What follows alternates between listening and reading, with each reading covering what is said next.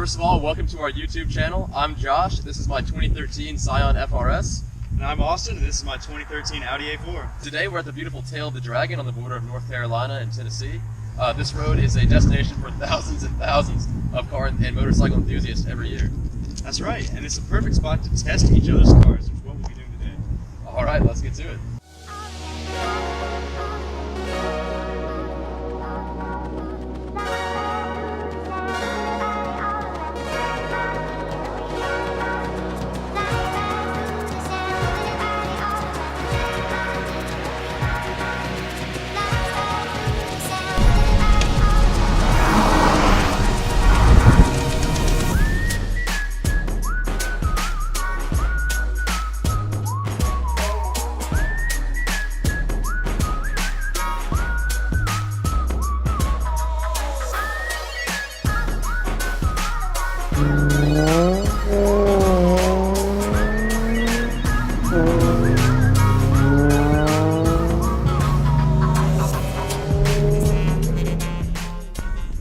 Alright, so we are now in the 2013 Audi A4 Quattro.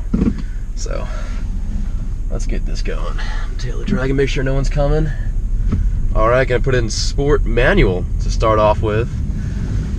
Give it a little acceleration. Woo! Got some good get up. I think this car has 211 horsepower, which isn't that far over the FRS's. I think it's 200 for the FRS, but you can definitely feel that it's much more powerful. I think it's the torque. It does have 250 pounds of torque. The handling is a lot better than I expected, to be honest, right off the bat. It doesn't feel heavy, which I usually like a little bit heavier steering. You can definitely tell that it's very assisted. But it feels good. It feels good, especially when you're in the sport mode. Yeah, very responsive turbo, spools really quick. Feels like you're in full boost by about 3,000 RPM. Braking's good. It's a little bit twitchy. You can't really modulate the pedal as well as I typically can in the FRS, but definitely a good feel to it. And also, just looking around in this car, I mean, the first thing you notice is the materials.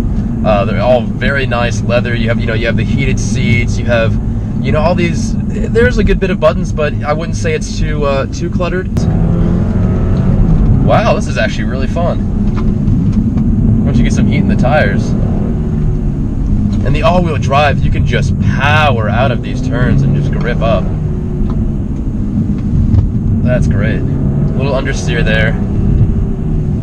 Definitely manageable though, but it's not too bad. It's only when you're really flying into a turn do you start to feel it.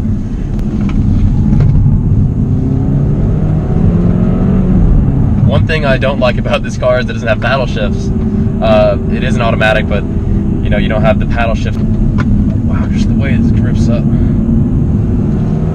And these aren't even summer tires on this car. These are some all seasons that Austin has on here right now. I think he's trying to get some summers for his next set, but for all seasons in weather like this, on a road like this, these are gripping up quite well. You can definitely tell it's a big car under these these tight turns and heavy braking. It almost uses it to its advantage with that mechanical grip.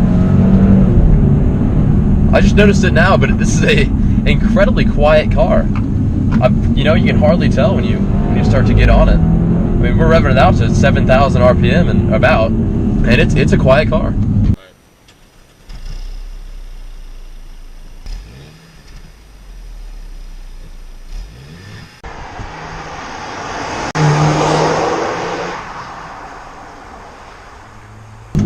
And the gear changes are incredibly smooth.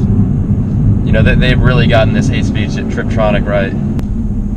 One thing I don't really like is you can't hold the gear you want. Yeah, right there the car just upshifted for me when I wanted it to stay in gear.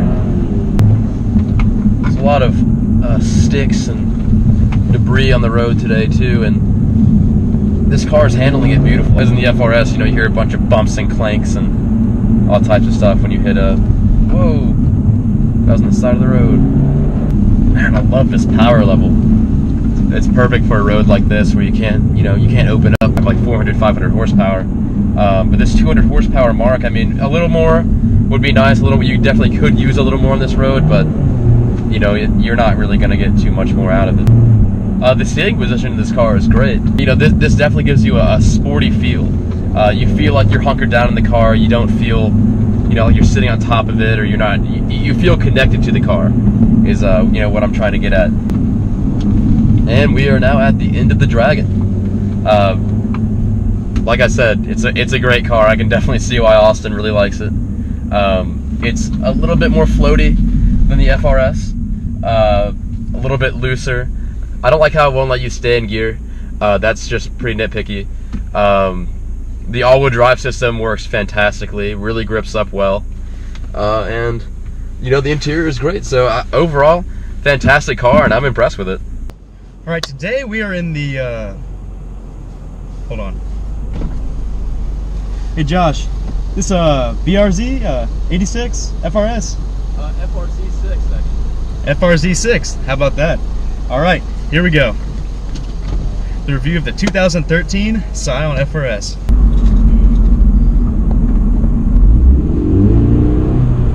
So in case you were wondering, you probably see the paddle shifters here. This is the 6-speed automatic and not the manual. But it does have manual mode, so I'm going to throw into that one. I don't think it hinders the car in any way. I'm having lots of fun throwing it to these turns. It's amazing. This car is flat. Every turn it's flat. That's something you don't get in the Audi. You turn, it rolls here, rolls there, but it's a luxury sedan. This is a true sports car. With the sports car feel comes a little bit harsher ride and some heavy steering, but I like the heavy steering. It makes me feel more connected with the road. Whereas the electronic assisted steering in the Audi removes a little bit of that connection. Everyone always likes to hate on these cars for the power. Oh, it only has 200 horsepower. Oh, it only has 151 pound-feet of torque. Oh, they should turbo it. But I think it's perfect for a road like this. Cars with maybe 400, 500, 600 horsepower or more aren't just going to be very much fun, honestly.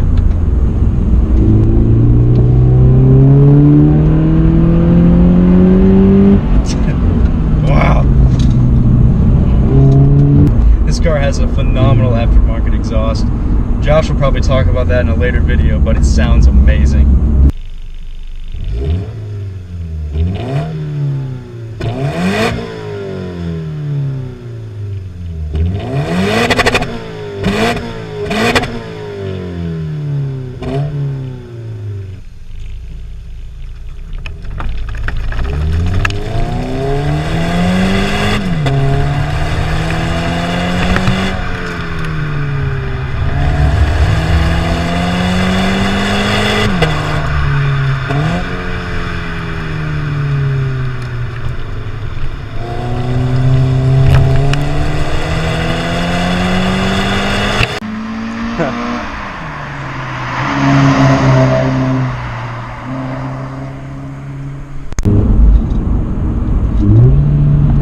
Downshifts are crisp,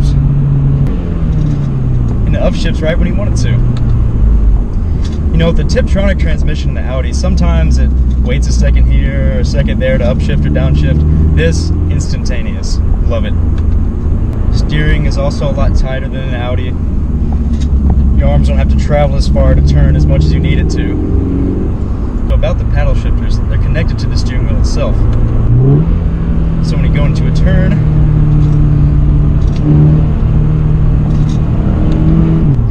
you can keep your hands in the same spot and upshift. And doing that, in my opinion, is a lot better than having to move your arm all the way back down to upshift and then move it back to where it was supposed to be on the steering wheel with the paddle shifter from somewhere else, like on the steering column. It's a good job, Toyota.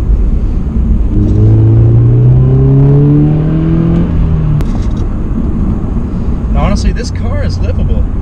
The interior is nice, it's spacious, you have room to put stuff in the back, you can fit people in the back seats if they're under 4 feet tall. It's perfect. These seats are amazing too. They hug you right into place, even though they're not bucket seats, they're pretty close. I'm honestly amazed at how much fun you can get for how much it costs. You know, if you're looking for a cheap sports car that you can track or use on the daily, I think this is perfect. Has more than enough power to have fun in, and it's easy to mod. So you can really make it your own if you wanted to, which is what Josh has done. Carbon fiber here, brand new exhaust, wheels, tires, stickers everywhere. It's awesome.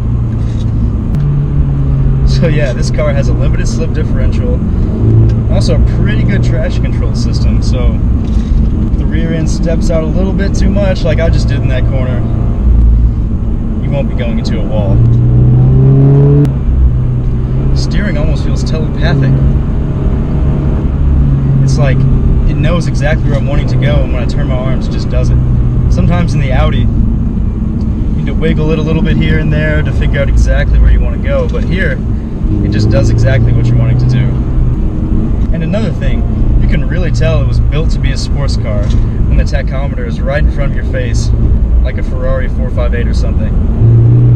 It even has a flashing red light to let you know when to upshift. And unlike in the Audi, it doesn't do it for you. So, they're expecting that you know what you're doing a little bit more in this car.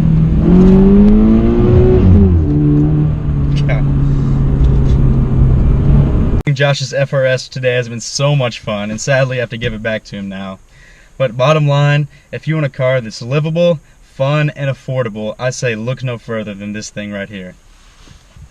Alright guys, that concludes our first video. It's been a crazy day. We lost our camera, searched for the camera, and finally found it after an hour. We saw lots of cool cars and met lots of cool people. If you have any constructive criticism you'd like to give us, we're definitely trying to get better at this type of stuff, so leave a comment in the section below. And if you had as much fun watching as we did making, then definitely make sure to subscribe and look out for our future content. Thanks, guys.